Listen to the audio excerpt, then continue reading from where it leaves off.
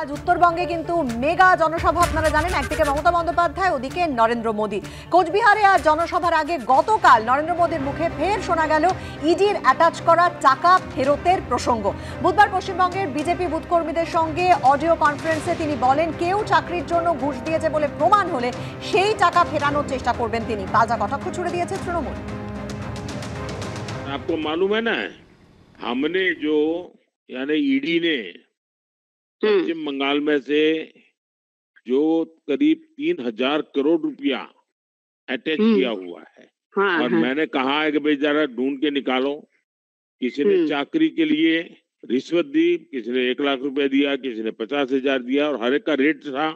तो मैंने कहा है कि पैसे उन गरीबों के अगर प्रूफ हो जाएगा कहाँ ये इसी का पैसा गया है तो उसको पैसा वापस दिलवाने वाला हूं मैं। हाँ, तो आप सबको बताइए, बंगाल के लोग भाजपा को एक नई उम्मीद की तरह देख रहे हैं। लेफ्ट, टीएमसी और कांग्रेस के बीच वहां तो दिखावे की लड़ाई हो रही है, वो तो अंदर से एक ही है सब लोग। भ्रष्टाचारियों का ये जो गठबंधन बन रहा है उसके विषय में लोग क्या कहते हैं। অন্যদিকে কুণাল ঘোষ বলছেন যে ভাবছি দিয়ে দেব বলছেন কেন, আপনাদের হাতে তো আইন ছিল, এতদিন দেননি কেন? শুনুন। প্রথম কথা, কেন দেননি?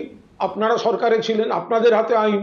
বাংলায় যেমন এই কথাটা বলছেন, তিনি তো তামিলনাড়ুতেও একই কথা বলছেন, তিনি তো আর একটা রাজ্যে গিয়েও সেই একই কথা বলছেন।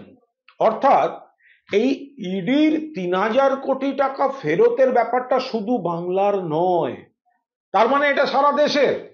তাহলে যদি 3,000 কোটি টাকাকে দেশের জনসংখ্যা দিয়ে ভাগ করা যায় তাহলে 21 টাকা 30 পয়সায় গিয়ে দাঁড়াচ্ছে। কোচবিহার এবং জলপাইগুড়িতে আজ জোড়া জনসভা রয়েছে মমতা বন্দ্যোপাধ্যায়ের, কিন্তু গতকাল আমরা যেটা দেখলাম, চালসার কাছে আইভিল চা বাগানে তিনি গেলেন, চালসার জনসংযোগে বেরিয়ে চা দোকানে ঢুকে তিনি চা বানালেন, চা খাওয়ালেন সকলকে।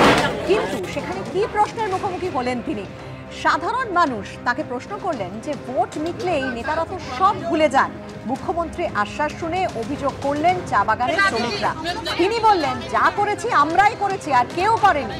অভিযোগ অস্বীকার করে মন্তব্য করলেন মুখ্যমন্ত্রী। मतलब पत्ती तोड़ने से फट जाता है ना, इसके बाद और बागान का परिस्थिति बहुत खराब है। फैक्ट्री भी बंद हो गया, हम लोग क्या कर दिखाएगा? बोलिए कुछ क्या बंद हो गया? पानी मिल जाएगा आहिस्ता आहिस्ता, थोड़ा इंतजार करो, आहिस्ता आहिस्ता। बागान का परिस्थिति बहुत खराब है, फैक्ट्री भी बंद हो गया, हम लोग क्या कर दिखाएगा? बोलिए बीजेपी सरकार बंद कर दिया, तो मैं वो लोगों को आज बुलाया। सुनो, अभी इलेक्शन का पहले तो हम कुछ नहीं, वोट का लिए तो नहीं होगा ना, वोट में होगा। हम तो आते जाता है, आप लोग कहाँ से अपनी पौड़े इलेक्शन ऐसा नहीं है।